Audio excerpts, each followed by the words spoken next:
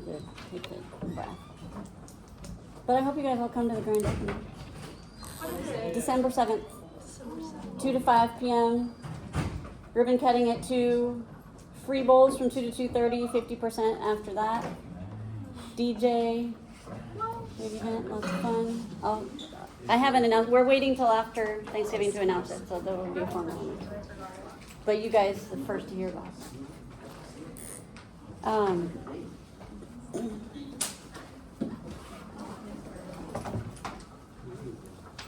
Yeah, I can't even keep track of which class, where I am in which class, and which class has gotten their exams, and which I'm a mess.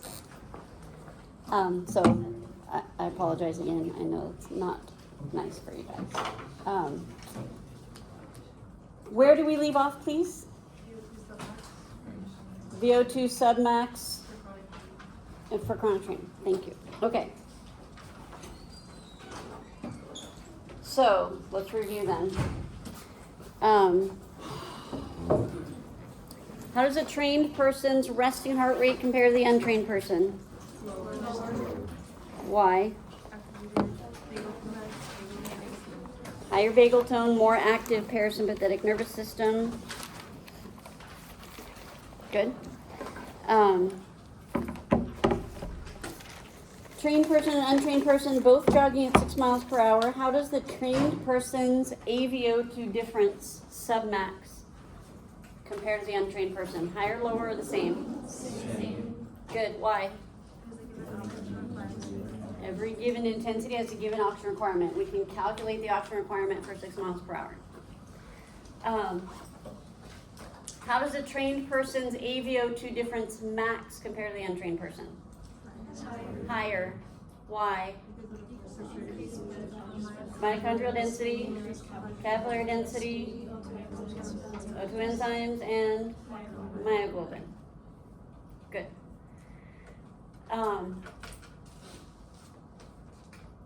Trained person, untrained person, both jogging at 6 miles per hour. How does the trained person's cardiac output submax compare? Same. Why? Okay, so the way I like to explain that, so we know that they're consuming the same amount of oxygen at 6 miles per hour, so cardiac output is the delivery of the blood. So they're delivering the same amount of oxygen as well. The trained person is doing it more efficiently. So the untrained person has a small, weak heart, so they have to pump really fast to get that amount of blood out. Trained person has a big, strong heart and more blood volume, so they can pump the same amount of blood with fewer contractions. Can you do that? So cardiac output is the same. Trained person's system works more efficiently. More blood with each contraction, therefore fewer contractions. Okay. VO2 submax, so 6 miles per hour. How does the trained person's VO2 submax compare to the untrained? Same, because given intensity has a given oxygen requirement. What's the Fick equation? VO2 equals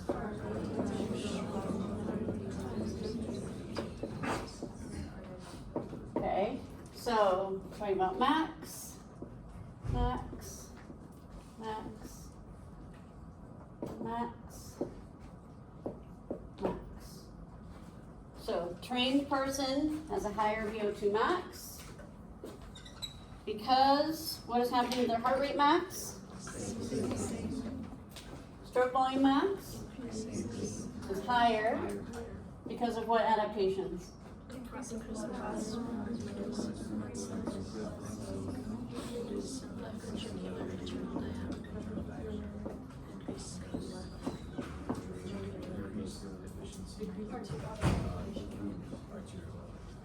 Good. Therefore, cardiac output max higher. AVO2 difference max higher because of what adaptations?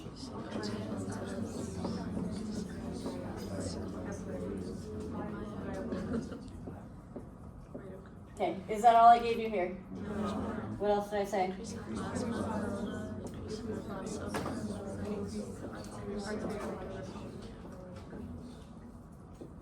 Okay. So, you guys have been working on explaining each of these and how it contributes to increases in VO2 max. Okay, I won't call on you, I'll ask for volunteers. Can someone please explain how myoglobin, an increase in myoglobin content contributes to increases in VO2 max? With an increase in myoglobin content, we have an increased rate of O2 uptake. Uptake, good. Therefore, that directly affects O2 consumption. If the muscle is consuming more oxygen, that means its AVO2 difference is higher, making VO2 max higher. Perfect. Everybody okay with that? Okay. Can someone please explain how increased capillary density contributes to increased VO2 max?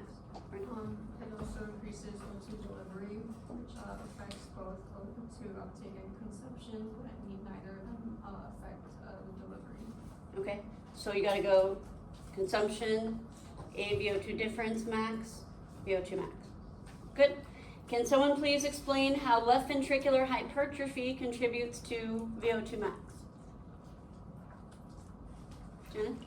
It's an increase in left ventricular hypertrophy causes an increase in left ventricular contractibility, which causes an increase in stroke volume, which therefore causes an increase in, sorry, I think I'm missing something. Oh, cardiac output. Oh no, Stroke volume? Increase in cardiac output causing an increase to VO2. Yeah. So you don't even have to mention end systolic volume. You can, I won't mark it wrong, but we don't actually know what the end systolic volume is until we know what stroke volume is. Because you have to pour out the water from the glass before we know how much is left in after we empty it, right?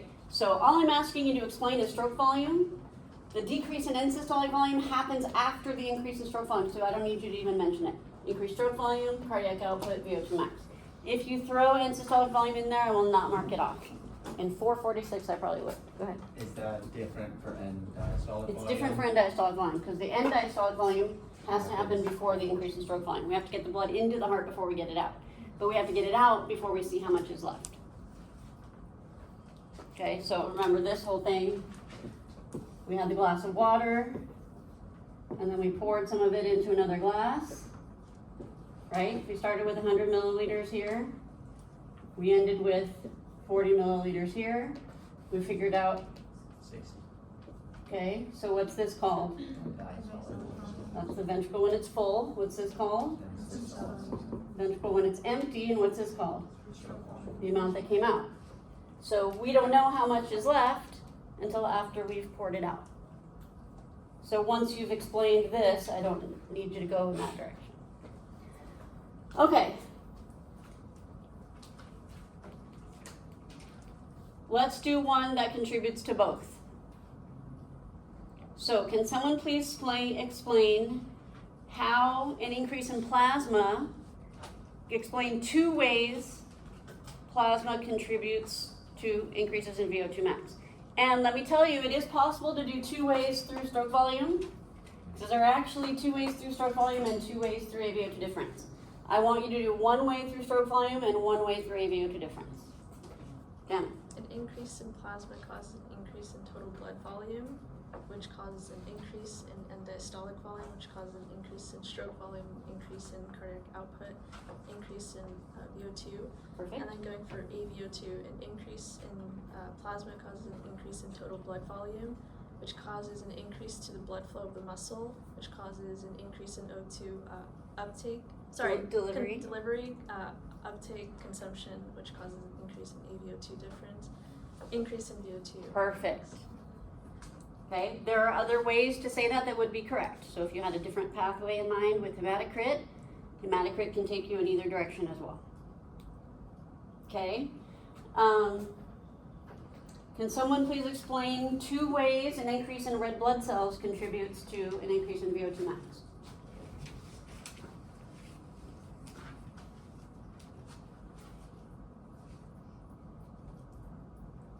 Go ahead. An increase in red blood cells increases the total blood volume, which increases the end diastolic volume, which increases stroke volume, increasing cardiac output, increasing VO2 max. Good, I'll get me here. And then increasing red blood cells increases total blood volume, which increases O2 delivery, which increases oxygen uptake, increasing oxygen consumption, increasing O2 or VO2 max. That is true and correct. But I said there's something much more important about that. This is one of the most important adaptations. More than just contributing to total blood volume, what's it contributing to? Oxygen carrying capacity, because this is hemoglobin basically. So I'd much prefer you include that because it's way more important. Okay, it contributes to total blood volume going to stroke volume, but at the muscle, it's massively increasing the amount of oxygen you can bring. Increases your oxygen carrying capacity, delivery, uptake, consumption. Go ahead. Yeah. Thank you. So rather than just total blood volume, oxygen carrying capacity. All right, let's do arterial autoregulation and then we'll move on. Do you have a question? So an increase in oxygen delivery capacity, would that be the same thing as an increase in hemoglobin content? Mm-hmm. Okay. Yep. All right, someone want to try arterial autoregulation? Someone want to do one of them and someone else can do the other? Go ahead. So, an increase in efficiency of arterial autoregulation means that there is more vasodilation, and increased vessel radius, which decreases the resistance, increasing blood flow to the muscle, which increases Oh. Okay, I'm glad you said that. So if we're talking about stroke volume, we're talking about the heart, correct? So it's gonna be this. Somewhere in here. If we're talking about AVO2 difference, it's gonna be blood flow to the muscle, delivery, uptake, consumption. So you went down the pathway of increasing vasodilation, decreasing resistance, which in my mind puts me here. But then you're talking about blood flow to the muscle. Okay, sorry, I think I got Okay, mixed up so there. you went on, you were going towards here and then you went. So if you say resistance, to me we're here. Okay, so vasodilation gives us increased vessel radius, giving us decreased resistance, which gives us Increase in stroke volume, cardiac output. Okay, if we're going here, what would we say? Vasodilation increases blood flow to the muscle. Okay, so resistance is not Resistance is here. Okay, thank you. Yeah, so going to AVO2 difference, vasodilation just increases blood flow to the muscle, delivery, uptake, consumption. Okay, so specifically on the ones that can go in both directions, make sure you know what your endpoint is when you start. So you can get to, so you don't switch pathways. Okay, if you're going to stroke volume, it's got to go through one of these pathways. If it's going to AVO2 difference, it's got to go through one of these pathways. Okay? Questions on what I want you to do for those? Still working on those? Go ahead. So when you say efficiency of the autoregulation, what exactly does that mean? Does that mean that the chemoreceptors are It more will happen efficient? sooner. It will happen sooner and faster. Yeah. Okay. Yep. All right. That's where we ended, correct? All right. Next on here then is lactate threshold. I'm going to assume now that you know what that means. And we are talking about endurance training. Okay, so how does a trained person's lactate threshold compare to the untrained person? Higher, lower, or the same? Higher. Why? They can be aerobic at a higher intensity. Okay, yes, but when I say why, I'm asking for an adaptation. They have more mitochondrial density. Increased mitochondrial density, and how does that increase lactate threshold? Produce lactic acid less. Decrease lactic acid production. Remember, because it's taking more hydrogen and electrons, so less reduction of pyruvate. Decreases lactic acid production, increasing lactate threshold. You guys should understand those words. We good on that? Okay. Does bicarbonate buffer go here? It does not. Why not? We're specifically talking about endurance training right now. As soon as we finish endurance training, we're going into anaerobic training. But everything on this table right now is with endurance training. Endurance training does not increase your bicarbonate buffer. High intensity interval training will, anaerobic. Okay, so if you put bicarbonate buffer here, clearing lactic acid faster, you'd be incorrect. Okay, blood pH. So, trained person and untrained person, both jogging at 6 miles per hour. How does the trained person's blood pH compare to the untrained person? Would it be higher, lower, or the same? Higher is correct. Can you explain why? Janice? Is it due to like the decrease in the lactic acid production? Yes. Because they have a higher lactate threshold. Okay? Think about it this way.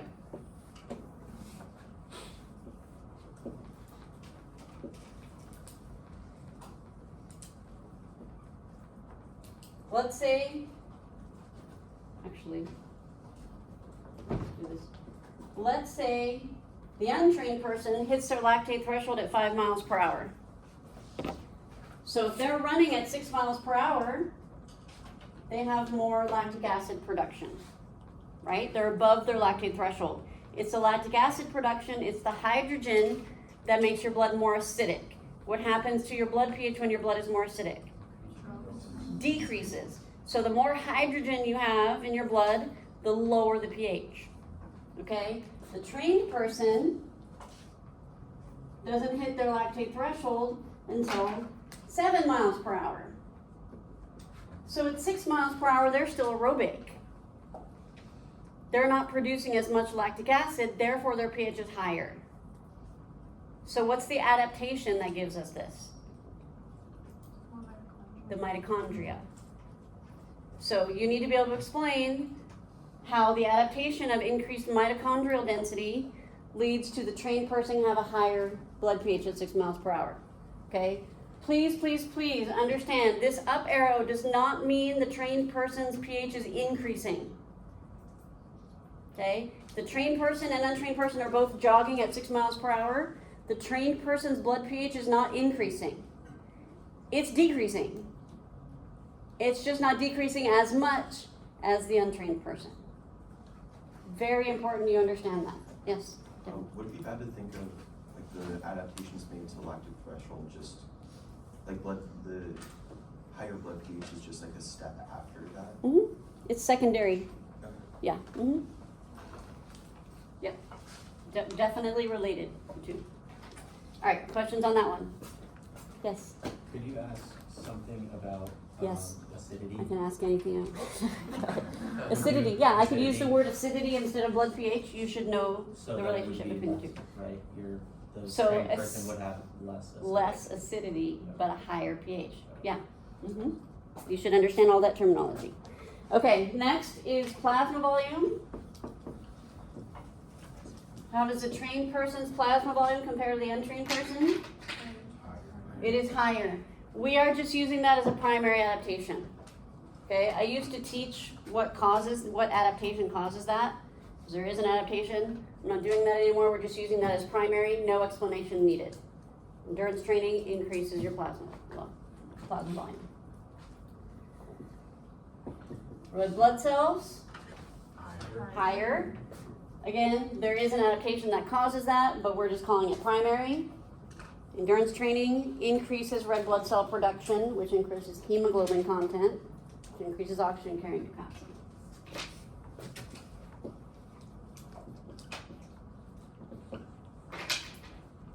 Trained person's hematocrit, higher or lower than the untrained person? What do you think? Lower? Does everybody agree? Anybody dissent?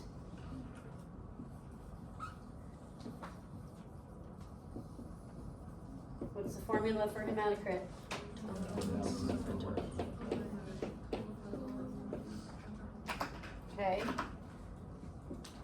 Formed elements we're referring to as mostly red blood cells, plasma, blood volume. What's happening to formed elements with endurance training? What's happening to total blood volume with endurance training? Okay. What's happening to hematocrit? It depends. If they both increase the same amount, hematocrit stays the same.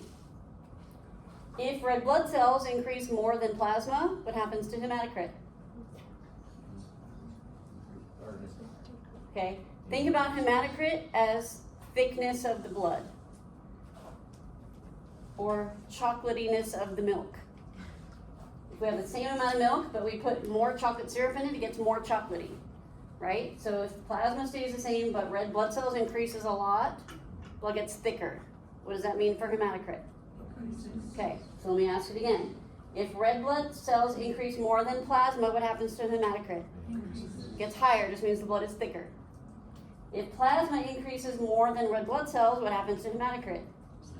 Lower, because the blood is thinner. Do you remember what I said ideal scenario is when I first introduced components of blood?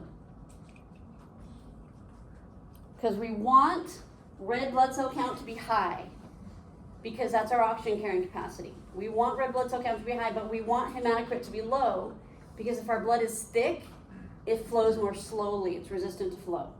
So ideal situation is we have a lot of red blood cells, but even more plasma, so the blood is thin. Okay, that's exactly what happens with endurance training. We're getting more red blood cells, but the increases in plasma are larger. So this is larger, so overall hematocrit is lower. Blood is thinner, which is exactly what we want. So hematocrit in a trained person is lower because increases in plasma are large. Okay? If you put increases in plasma and increases in red blood cells, you'd be incorrect, because the increase in red blood cells is not contributing to the decrease in hematocrit. The decrease in hematocrit is because the increases in plasma are larger than the increases in red blood cells. So you have to understand the terminology. Questions? Okay, 2 more. Blood pressure, specifically submax, specifically systolic. For acute exercise, we had a massive map for this.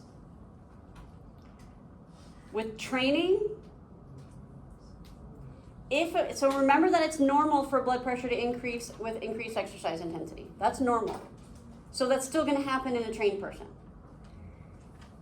If the person has normal blood pressure to begin with, then endurance training is not going to affect their blood pressure. If the person was hypertensive to begin with, it's possible that endurance training could decrease their blood pressure. But in this class, we're focused on normal population. We're not focused on special populations. So, people with normal blood pressure not affected by training.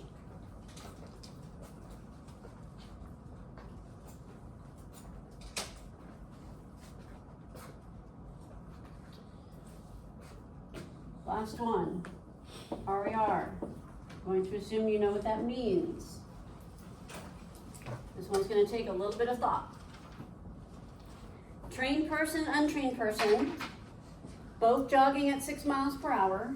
How does the trained person's RER compare to the untrained person? Is it higher, lower, or the same? Lower? Everybody agree? Anybody think it's higher? Anybody think it's the same? Okay. Why do you think it's the same? Because it's the ratio of oxygen to, or the ratio of carbon dioxide to oxygen is going to be the same in a trained or an untrained person, just depending on the intensity that you're working at. Okay. Who wants to argue for lower? Yeah.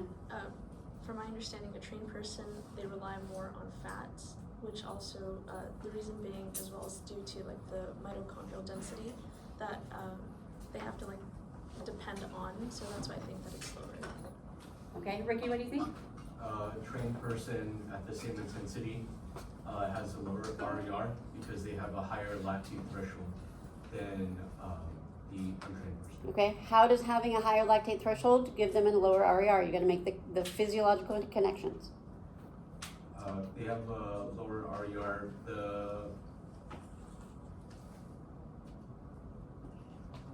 They're not.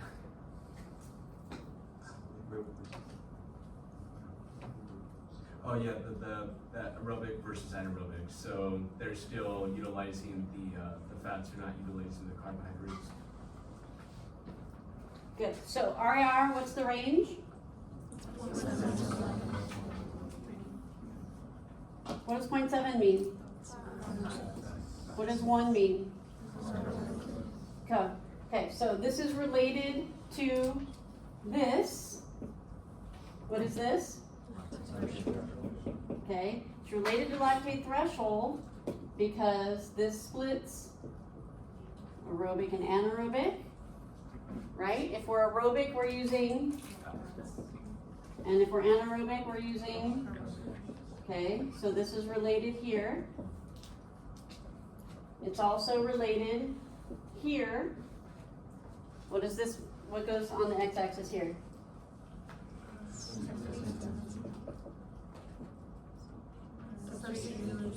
Percent substrate utilization. This was intensity and blood lactate. Okay, what do I label this line? And what do I label this line? Okay, so aerobic over here, we're using mostly fat. Anaerobic over here, we're using mostly carbohydrates because of a shift from what to what? Okay. The shift from aerobic to anaerobic is not because of a shift from fat to carbohydrates, right? The shift to from fat to carbohydrates is because of the shift from aerobic to anaerobic. What's causing the shift from aerobic to anaerobic? Fiber types. Okay, you have to understand what's causing what. Okay, so 0.7 to 1. I'm slow twitch here. I'm fast twitch here. I'm slow twitch here. I'm fast twitch here. Aerobic, anaerobic, slow twitch, fast twitch, fat, carbohydrates. Aerobic, anaerobic, slow twitch, fast twitch, fat, carbohydrates. So, in a trained person, this lactate threshold is shifted higher, which means if we pick this intensity, untrained person is anaerobic, which means they have to rely more on carbohydrates. Trained person is aerobic. How do you know they're aerobic? They're below their lactate threshold. By definition, if you're below your lactate threshold, you're working aerobically. If you're above your lactate threshold, you're relying more on anaerobic. Okay, so where that shift occurs is central to almost everything. Okay, if we can shift that over, it also shifts this crossover point over. The shift to anaerobic metabolism happens at a higher intensity when you have a higher lactate threshold. The shift to anaerobic metabolism happens at a higher intensity when you have a higher lactate threshold. It's the shift to anaerobic metabolism that causes you to rely on carbohydrates. Did you follow all of that? Okay, so trained person has a lower RER because they have a higher lactate threshold. Therefore, they can be more aerobic. At higher intensities, they can rely more on fat. The more you rely on fat, the lower your RER. Okay? If you understood all of that, and you make these connections between the RER, the crossover concept, the lactate threshold, there should be neurons firing right now. light bulbs going off, connections being made. When you make those connections and everything clicks in your brain, it's an amazing feeling. If you're not quite there yet, hopefully it's coming. But that should feel really good to make all those connections. Just adding on to that, like the reason why an athlete can utilize their fat substrates aerobically, like they have a lower threshold is because because they have a more capillary density, right? Yeah, the mitochondria is most important, but the capillaries, the mitochondria, the myoglobin, and the enzymes all work together. Okay, so yes, the adaptation that goes with this, because for training we always have to list the adaptation that's causing the change in response. The adaptation is the mitochondria, which is giving them a higher lactate threshold, which is allowing them to remain aerobic, which is allowing them to rely on fat, which is decreasing their RER. Or stopping it from increasing, really. It would be more accurate. Yes? I don't really know how to ask this question, but way back when we talked about how you're naturally born with more type 1 fibers than type 2. Mm-hmm. If you switch to type 2, if you have more type 2, are they still better at utilizing fat if you have a higher lactate threshold? Like, I don't really know if that makes sense, but like. So most of that really happens in the slow twitch fibers. Okay. Those adaptations. So when you train the fast twitch fibers, they don't gain a whole lot of mitochondria. When you train the fast twitch fibers, you're working at a high intensity, you're going to get hypertrophy, which is what we're going to talk about in a minute. When you train the slow twitch fibers at low to moderate intensity, they respond with mitochondria. Is that the reason why ultra marathon runners, they have such like they don't have any like fat? They're because very lean. they're using that. Yep. And they can maintain a higher pace, and they can burn fat while they're doing it. Yep. Questions on that? Okay, so here's where we're at. We finished this table. We're not done with chapter 12 because we still have to talk about anaerobic training. But we finished this table, chapter 9, and the endurance part of chapter 12. Typically on my final exam, I've got 40 points, minimum of 40 points from this table. This table is absolutely essential. Responses to acute exercise and adaptations to training is exercise physiology. Everything we've talked about up until now is so that we could talk about this. Okay? This information is critical, both in this class and in 446. So, you need to be able to fill this table out from blank for your test and for 446. Remember how hard the glycolysis chart seemed back in chapter 2? Is that hard anymore? You need to get there with this. You know exactly how to do it. Are you going to take out the one that's already filled out? I'm going to study for 346 now and stare at it for an hour? No. You're going to print out a bunch of blank ones. You're going to fill it out from memory, best as you can. You're going to fill it in from your notes. Over and over and over and over again, minimum of 3 times a day, until you can fill it out from memory.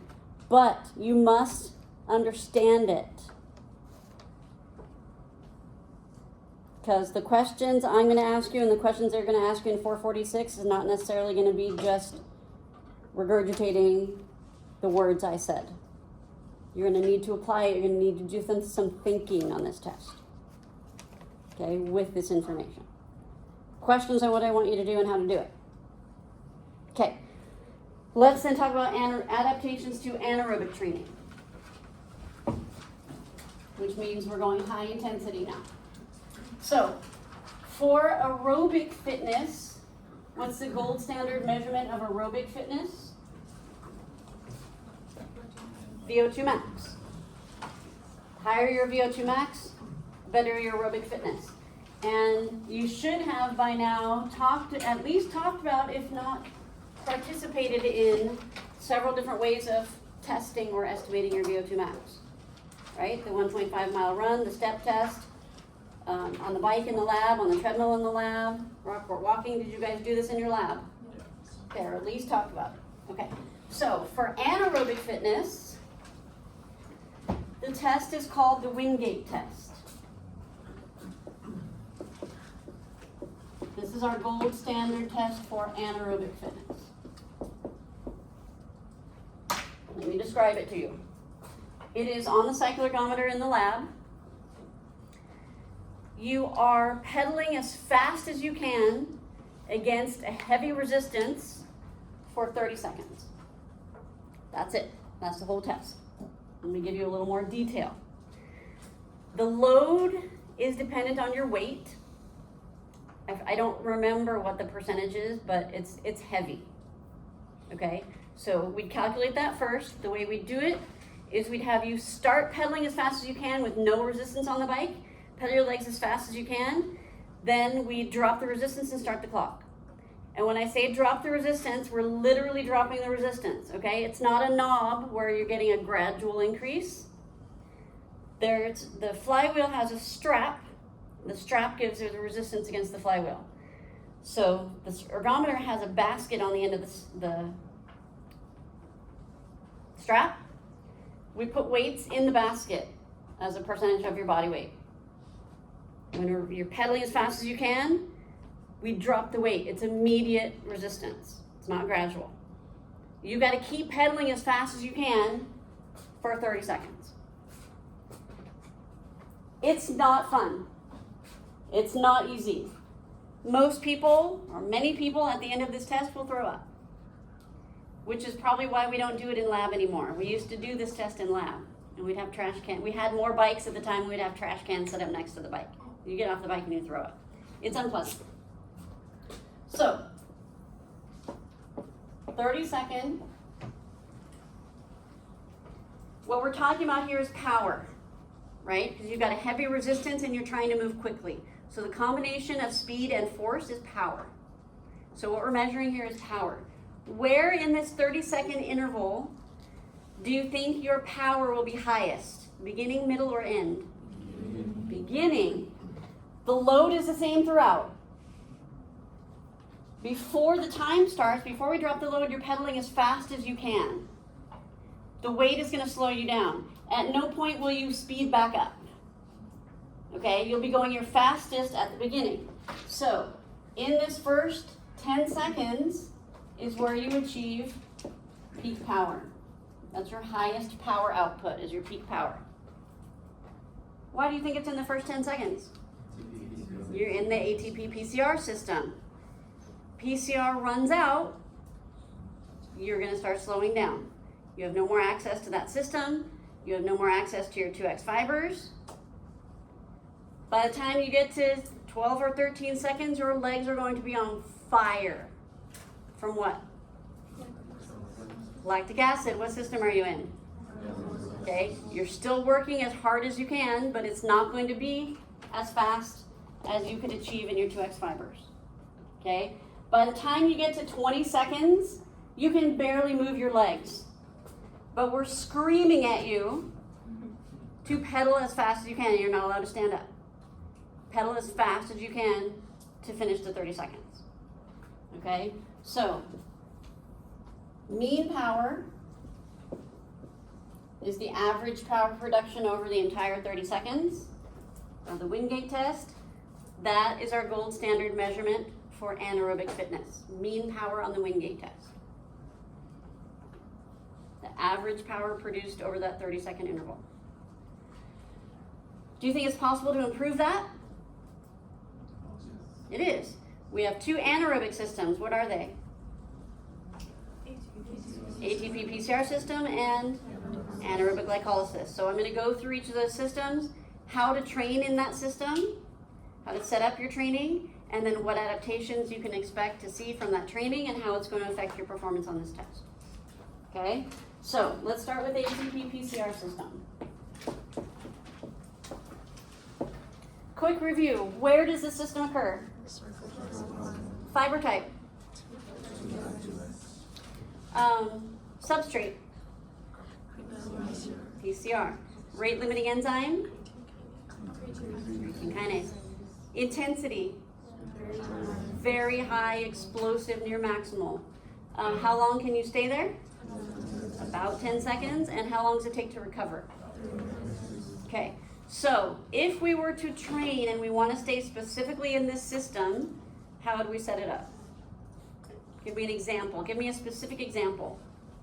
Anyone? Go ahead. You do like an all-out sprint for 10 seconds and then rest for 3 to 5 minutes. All out sprint for about 10 seconds, rest for about 3 minutes. And you repeat that. Should you be out of breath at the end of your sprint? What does it mean if you're out of breath at the end of your sprint? So what do you need to adjust? Because I want to train in this system only. Probably need to rest longer. Okay? Because if I do the first all-out sprint, fast as I can, not out of breath at the end, I wait 3 minutes, I go again, I'm out of breath at the end, or I went slower, or a combination of the two, I might need 3.5 or 4 minutes to replenish. It's like just filling your gas tank halfway. You're not going to go as far as if it's full, right? So we want the PCR to fully replenish. It's not always 3 minutes. Sometimes it's 4, sometimes it's 5. That's why the range is 3 to 5.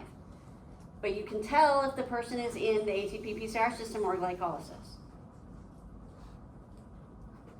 Okay, if their top speed is 15 miles per hour and they're doing the sprints at 12, they're going to be in glycolysis because the 2X fibers are not going to activate unless you want maximal force production. It's got to be top speed to be in this system. Okay? It doesn't have to be sprinting. Sprinting is the easiest example to use because everyone can kind of relate to it. You can do it in the pool. You can do all-out sprints in the pool, short duration, all-out sprints in the pool. You can do it on a bike. A lot of different ways you can do it. It doesn't have to be sprinting, but the structure has to be there. And the intensity has to be there. Questions on that? Okay. If you train this way, adaptations you get from training in this system. Hypertrophy. Hypertrophy is an increase in the size of the muscle. So when you train at this intensity in these fibers, they get bigger. We'll get more into detail about how they get bigger in the resistance training chapter. For now, we're just going to assume that with that increase in size comes an increase in force production. It's not always the case. We'll get into that later. But we're going to assume for here it does. So that increase in hypertrophy increases your maximal force production, which I'm going to call strength. Okay, strength is maximal force production, like your 1 rep max. You get stronger as your muscles increase in size. With that increase in force production, you get an increase in speed. Now you can go faster because you can produce more maximal force. Combination of strength and speed is what? Okay, so the primary adaptation is hypertrophy. Strength, speed, and power are secondary adaptations. They come as a result of the hypertrophy. That's it. That's the adaptation you get from training in the system.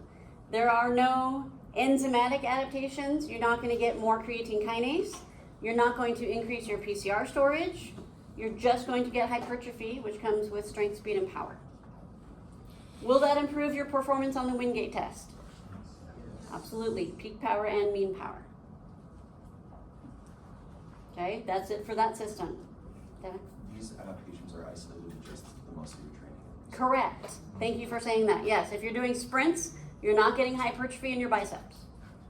Getting hypertrophy in the muscles that you're using to do whatever you're doing. Thank you for saying that. Okay, let's do glycolysis. Infinitely more complicated as always. But also more fun in this case. Quick review. Where does glycolysis occur? Substrate. Carbohydrates in the form of C6P. Rate limiting enzyme.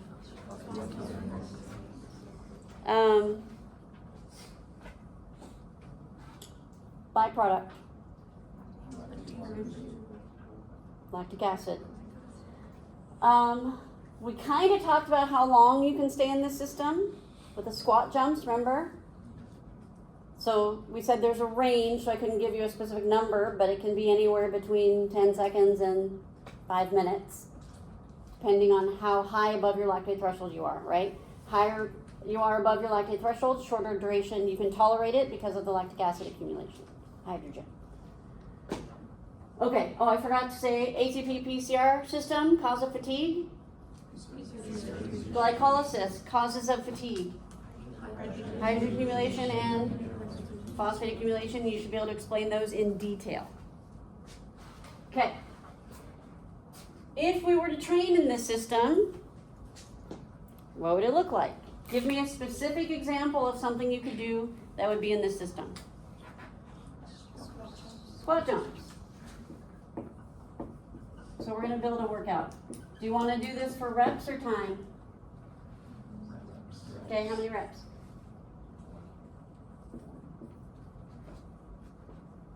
Okay, give me another activity, another exercise that would put us in glycolysis. Burpees. One of my favorites. Time or reps? Time. How long?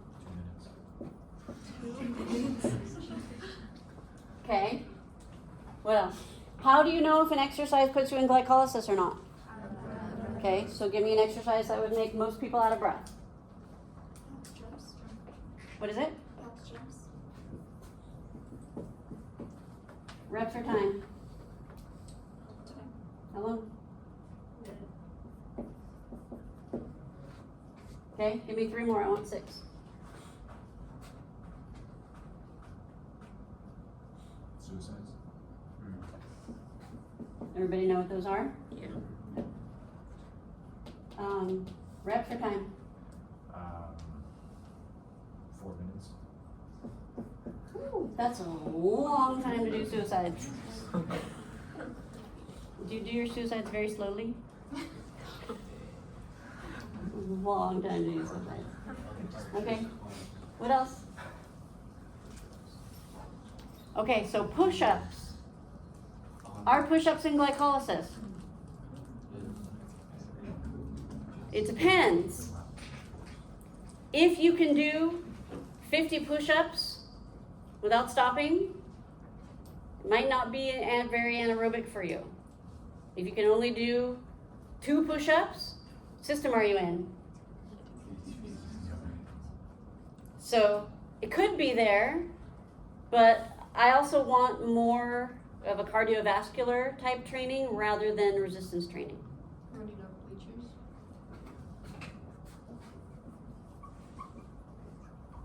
Okay, are we counting reps or are we doing time? Laps. Okay, so how many reps of bleachers are we doing? 4.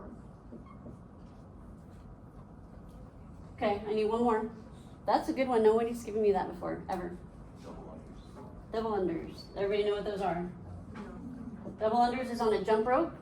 You gotta do the rope twice under your feet for every jump. It's a CrossFit thing. Reps or time? Reps. How many? Okay. This is your workout for today.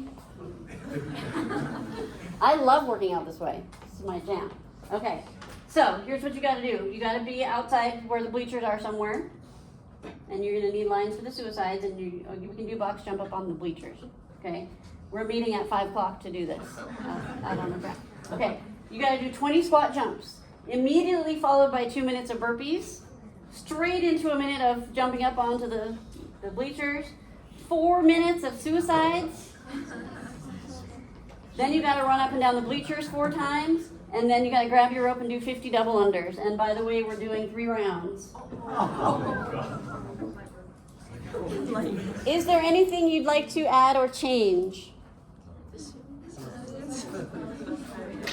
What's glaringly missing? Rest. Rest. What would happen if when I describe this to you, 20 minutes of squat jumps straight into 2 minutes of burpees? Just that? You're going to do 3 box jumps in this minute because you're going to be so fatigued, right? So when you're working at a high intensity, it must be done in intervals. It must be done in intervals, which means we're alternating work and recovery. You cannot stay at this intensity this entire time without rest. It's not possible.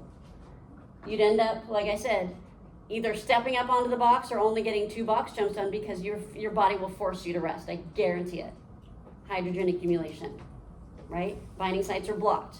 Not happening. Okay? So we must build in some rest. Question is, where and how long? What do you want to do? Where's our first rest? In between squat jumps and burpees. Okay, how long? 1 minute? Okay, where's our next rest? Box jumps and suicides. Okay, how long? 5 minutes. Now where? Right after suicide. Yeah, right after. How long? 2 minutes. And where? And then finish. After dumbbell unders before we start it over again? Yeah. How long? 5 minutes. Okay, now here's your workout.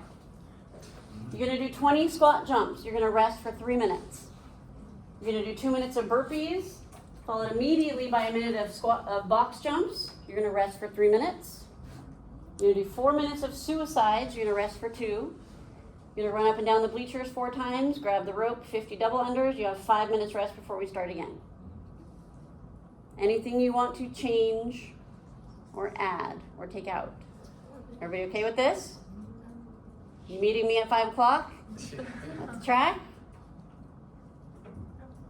Go ahead. Would that amount of time be okay just because I feel like that's just way too much time for us in between. So where's this 3 minutes coming from? The Recovery. That's the recovery of PCR.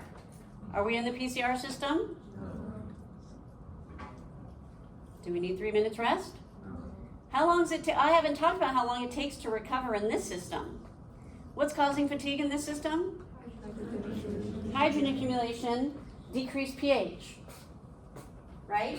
So, the range of pH that the human body can tolerate is very small. You'll go over numbers in 446, but the range is very small. If you drop your pH down to intolerable levels, meaning you basically get to muscle failure from the low pH, it can take 30 minutes to get your pH back to normal. And we need to talk about active recovery too, don't let me forget that. So, is 3 minutes, assuming you got to failure in your squat jumps, which you actually probably won't in 20 squat jumps, is 3 minutes full recovery? Probably not. Are we going to rest 30 minutes in between each interval? No. So, what I'm getting at here, there's not a set interval like there is in ATP PCR. 10 seconds on, 3 to 5 minutes off. There's much more range in here because there's a range of intensities. There can also be a range of recoveries. There's not one right way to do it and everything else is wrong. You can play around with it. The shorter, you can do it with short recoveries. You can do it with longer recoveries. Before I get into the recoveries, we need to fix some other things here. I've worked in the fitness industry for, I don't even want to tell you how many years. Longer than you've been alive. This is one of my specialties. Creating these type of workouts. There has to be a structure. There has to be a structure. So what we've got here is 20 reps, 3 minutes rest. 2 minutes, 1 minute, 3 minutes rest. 4 minutes on, 2 minutes off. 4 reps, 50 reps. This is a mess. It's a mess. So a structure doesn't mean everything has to be the same. It just means there has to be a pattern. Okay? If you've ever done a workout that goes by really fast and you do another workout and it seems like it's dragging on forever, it's the structure. Nobody realizes it, but if there's a structure that your brain can grab onto, it makes the workout flow. If it's a random structure, there's no pattern for your brain to grab onto, it feels like it's taking forever. Okay, so we need to fix this so there's some type of structure. What do you want to change? It doesn't mean we have to do all time or all reps, but it needs to be a pattern. It can do one thing by time, one thing by reps, and then rest. One thing by time, one thing by reps, and then rest. Or it can be all time, or it can be all reps. However, you can build a pattern however you want. But tell me what you want to do. Let's throw something out. We'll build it together. It's crowdsourcing. Switch the burpees and the double unders and Switch the order. yeah, and then put a rest after every 2 exercises. Okay, hold on. So this is double unders. For 50. And then this is going to be, what was it? Burpees for 2 minutes.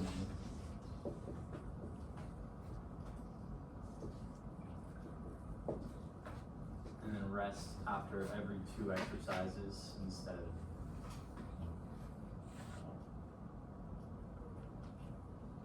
Try to decrease time on suicide. How long is the rest? How long is the rest? 1 minute. Yeah. Same here?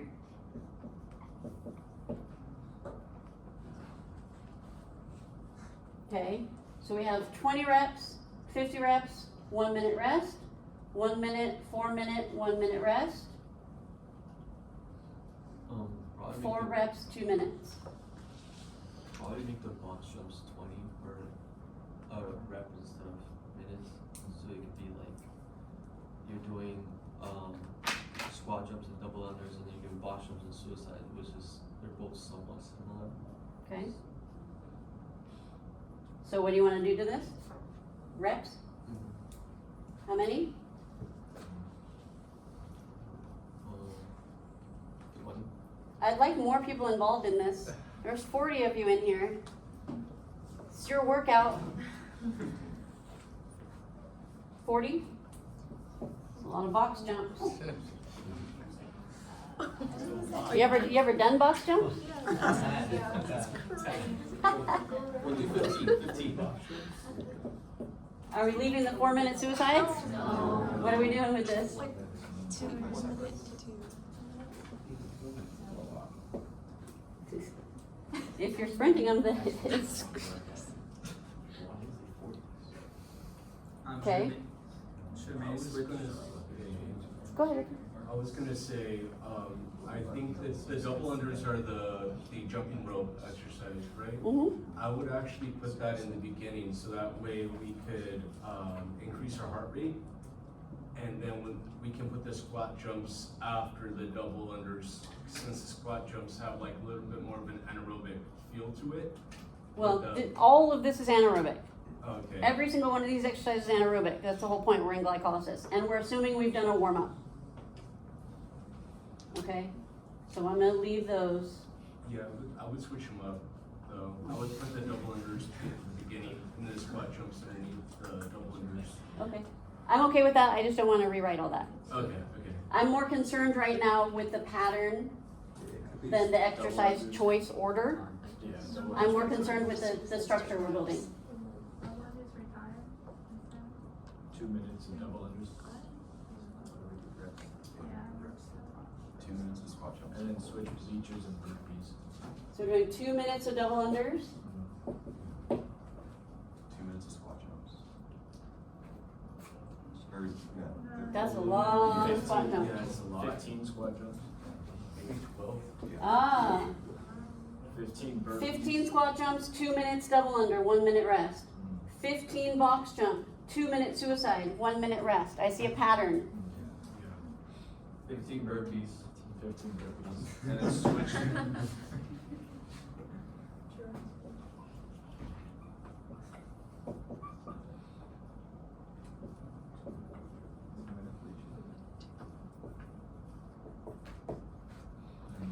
That's good.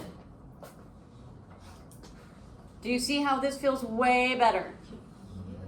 Okay, now you got 15 squat jumps, 2 minutes of double unders, you have a minute to rest. 15 box jumps, 2 minutes of suicides, you have a minute to rest. 15 burpees, 2 minutes to bleachers, 5 minutes rest before we start over. That to me, fantastic. Do you understand what we did? Okay, now,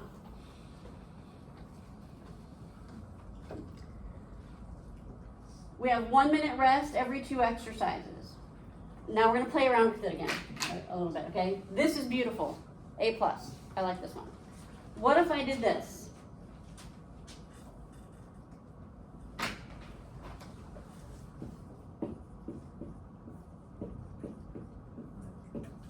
that 30 seconds? 30 seconds after every exercise. Well, you'd be gassed at the end of it. But it's a hit treatment. Would I still be training in glycolysis? Hmm? What if I did this?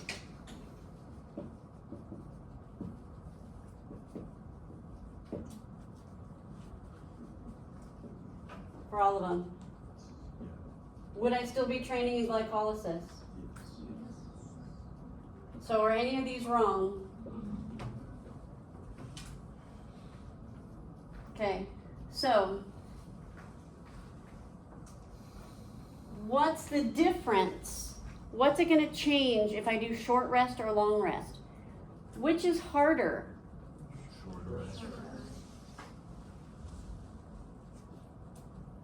Okay, shorter rest is harder, but which way will I do more work? Think about this. If I give you short rest, let's say I give you, let's make it extreme just to make a point. 15 seconds. You got 15 squat jumps. You got 15 seconds to rest, you're going on your double unders. You got 15 seconds to rest, you're going on your box jumps. Each one of these intervals is going to get progressively harder because you're not giving yourself much time to clear the hydrogen. It's going to get progressively harder. Which means by the time you get to the suicides, you're not going to be going super fast. So although it's harder the way we're using the term because you're going to feel more fatigued, you're going to do less work. If I give you a minute rest after each one, those suicides are going to be world class. Right? Does that make sense? You're going to do more work. So which is harder? Which is better? So that was kind of a trick question because one is not better than the other. What I would do is something like this. I would write this workout. If you're training with me 3 times a week, first time you see it, I'm going to give you 1 minute after every exercise. Next time I see you, I'm going to give you 1 minute after every 2 exercises. Next time I see you, I'm going to give you 30 seconds after every exercise. Maybe if I do it a 4th time, I'm going to give you 30 seconds every 2. It's going to feel completely different. But I only had to write 1 sequence of exercises. So building these workouts is not always about coming up with new, fancy, cool, fun exercises. Basic exercises that we know are effective, that put you in the system, and then play with the structure. All of these structures put me in glycolysis. They will all get me the adaptations. They will feel completely different, okay? There's a slight difference in the adaptations you'll get. So there's a difference between, and this is more of a 446 thing, but there's a difference between metabolic stress and mechanical stress, and this will make more sense too when we get into the resistance training chapter. Metabolic stress, when you're building up the hydrogen, that's a metabolic byproduct, that's metabolic stress. So if you have short rest, you're building up a lot of hydrogen and feeling a ton of fatigue, that's metabolic stress. If you are taking more rest and doing more work, that's more mechanical stress. They will both get you hypertrophy.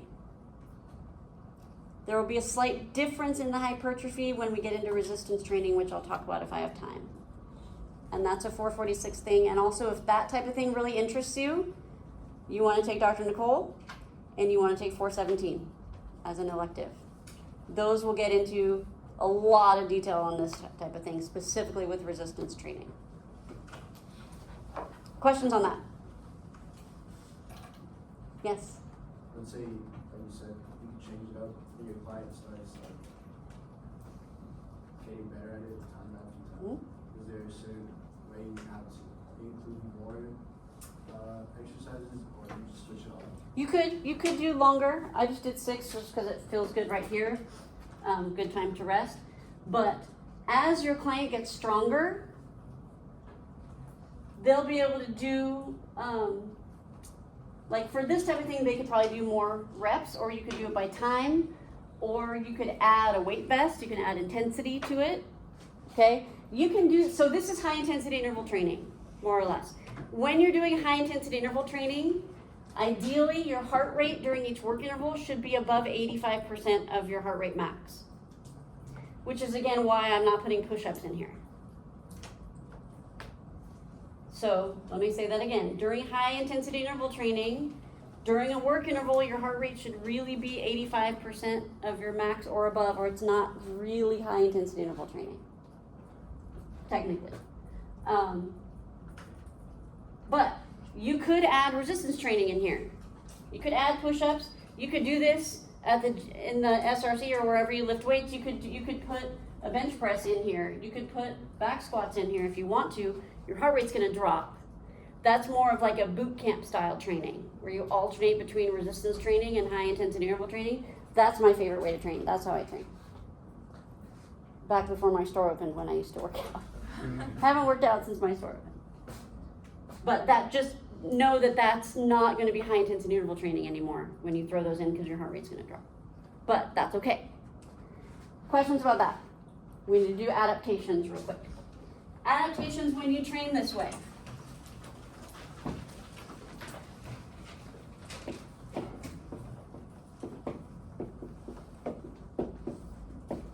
Hypertrophy. The muscles that you're training will get bigger. Secondary to that will be what?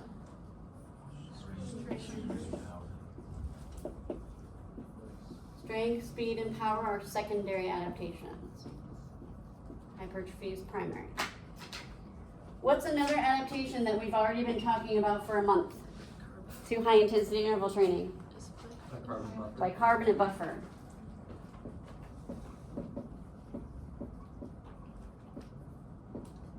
How do we write the bicarbonate buffer? The rest of it's the formula which you should be able to write. What's secondary to that? What does that help you do? Clear lactic acid faster and therefore increase lactate threshold. So lactate threshold increase is a secondary adaptation to the bicarbonate buffer as a primary adaptation. Third adaptation here, increased glycolytic enzymes. I haven't used that term before, but can you figure out what it means? We talked about oxidative enzymes. Name some glycolytic enzymes. What's the main one? What are some other ones surrounding this? Glycogen phosphorylase, I would take. Hexokinase. Lactate dehydrogenase. I'd say those are the main ones. PFK, most important. You're going to get more of those enzymes if you train this way. That makes these systems more efficient.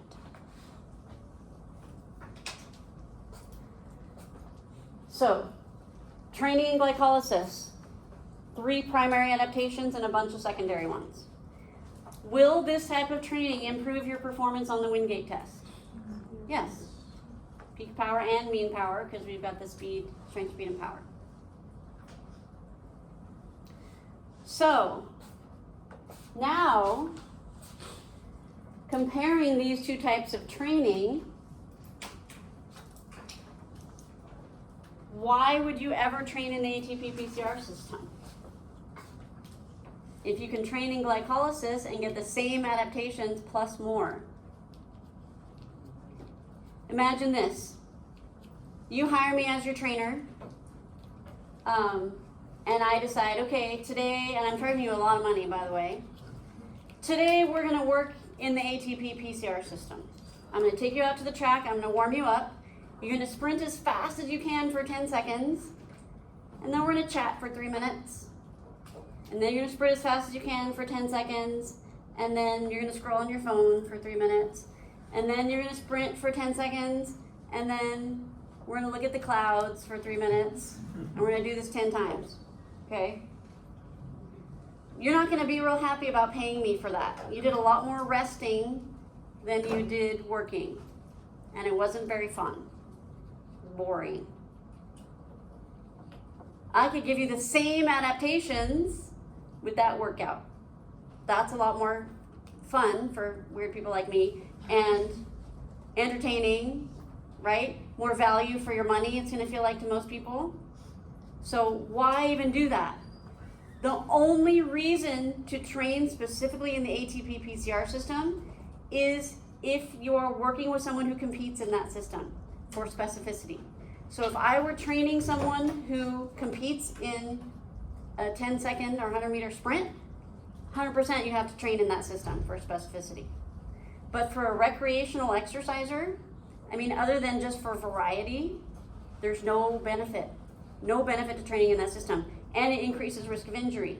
The higher intensity you work out, the higher the risk of injury. So, better to be in glycolysis. Go ahead. If somebody wanted to increase their 1 rep max, how would you train in ATP PCR? I would train with resistance training, not with high intensity interval training, which is in the next chapter. Yes? Is there a difference in the amount of strength, speed, or power, so the amount of hypertrophy in the different systems? Not that I know of. I mean, it's possible because this is going to be more in the 2X fibers, and this will be more in the 2A fibers. So that's possible. I haven't read any research on that. That would be interesting to look up.